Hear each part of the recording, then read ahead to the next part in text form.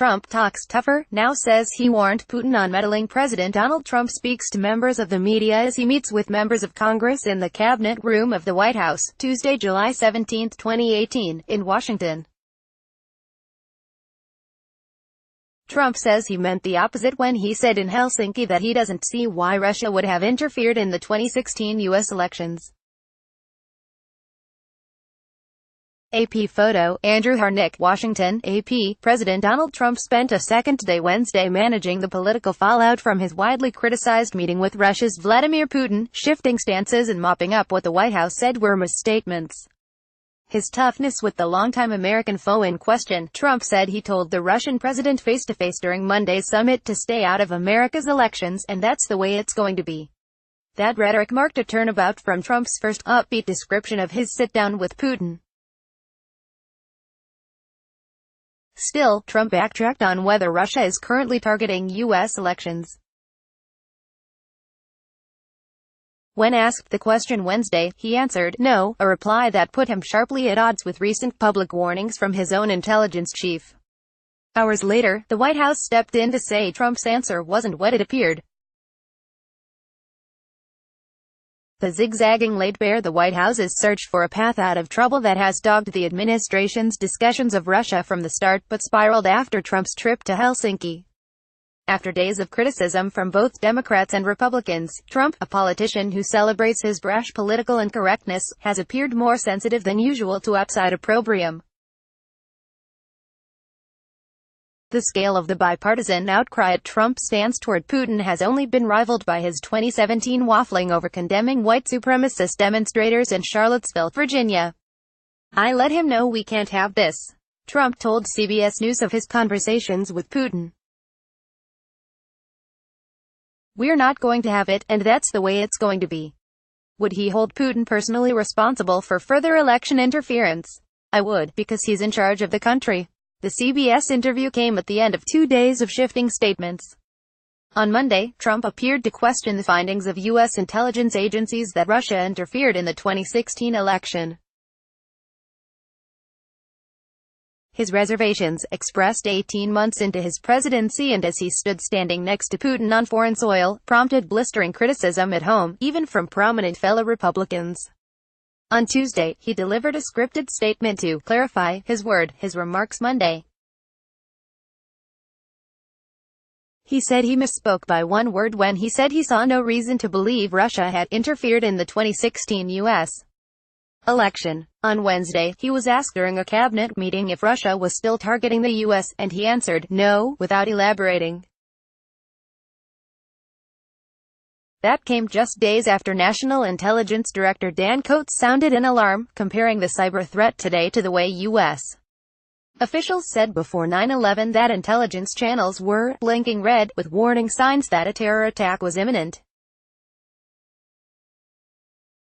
White House Press Secretary Sarah Huckabee Sanders said later Wednesday that Trump actually was saying no to answering additional questions, even though he subsequently went on to address Russia.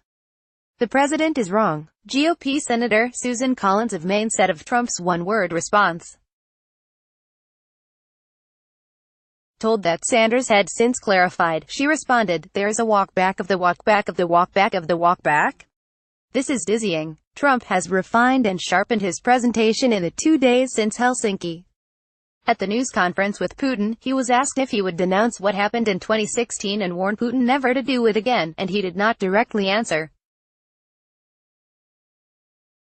Instead, he went into a rambling response, including demands for investigation of Hillary Clinton's email server and his description of Putin's extremely strong and powerful denial of meddling. Trump asserted Wednesday at the White House that no other American president has been as tough on Russia. He cited U.S.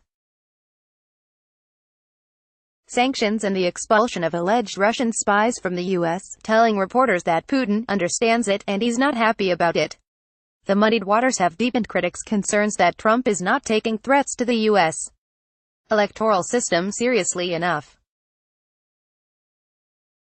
Pressed on why Trump has repeatedly passed on opportunities to publicly condemn Putin's actions, Sanders suggested Trump was working to make the most of an opportunity for the two leaders to work together on shared interests. One such opportunity is what Trump termed an incredible offer from Putin to allow the U.S. access to Russians accused of election hacking and other interference. In exchange, Putin wants Russian interviews of Americans accused by the Kremlin of unspecified crimes. Sanders said Trump was still weighing the offer with his team, adding, "We've committed to nothing." Russian officials have said they want to interview Kremlin critics Bill Browder and former U.S. Ambassador to Russia Michael McFaul. McFaul tweeted Wednesday that he hoped the White House would denounce this ridiculous request from Putin. Lawmakers have urged Trump to reject the deal. "We are going to make sure that Congress does everything it can to protect this country," said Sen. Cory Gardner, Arcolo, who heads up the GOP's campaign arm. A number of senators are swiftly signing on to a bipartisan bill from Sen's Marco Rubio, our Florida, and Chris Van Hollen, DMD, that would slap new sanctions on Russia or any other country caught posting ads, running fake news or otherwise interfering with election infrastructure. Sanders called the legislation hypothetical and declined to say whether the president would back it. Van Hollen said Trump isn't willing to protect the integrity of our democracy in the United States, so Congress has to act. Two other lawmakers, Sen's Jeff Flake, R. Rees, and Chris Coons, D. Dull, will try to force a vote Thursday on a resolution backing the intelligence community's findings that Russia interfered in the 2016 election and must be held accountable. A similar House vote Tuesday failed on a party-line vote. The Republican chairman of the Senate Intelligence Committee, Richard Burr of South Carolina, said if Trump doubts that Russia would again try to intervene, he needs to read the intelligence. At the Hudson Institute think tank in Washington last Friday, Coates said, "We are not yet seeing the kind of electoral interference in specific states and voter databases that we experienced in 2016. However, we fully realize that we are just one click on a keyboard away from a similar situation repeating itself." His comments came the same day the Justice Department unveiled an indictment against 12 Russian military intelligence officers for their role in hacking Democratic groups during the 2016 campaign. The president was flat out wrong. Michael Morrell, former deputy and acting director of the CIA, said about Trump's remarks after the cabinet meeting. "The Russians continue to interfere in our democracy. In fact, they never stopped." Contrary to the U.S. government's fears leading up to the 2016 president election, hacking the nation's election infrastructure appeared to take a backseat to stealing and leaking salacious documents from the Democratic National Committee and House Democrats' campaign arm. The success of the apparent dress rehearsal does not bode well for the upcoming election cycles in 2018 and 2020, as intelligence leaders have noted the ongoing and increasing threat by Russian hackers. Federal officials ultimately determined that at least 18 states had their election systems targeted in some fashion, and possibly up to 21 found scanning of their networks for possible vulnerabilities, according to a report issued by the Senate Select Committee on Intelligence in May. Associated Press writers Deb Reekman in Aspen, Colo, and Tammy Abdallah and Susanna George in Washington contributed.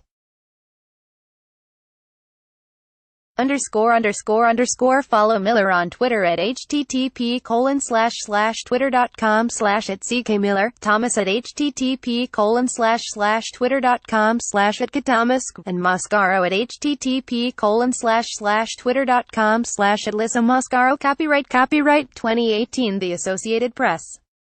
All rights reserved. This material may not be published, broadcast, written or redistributed.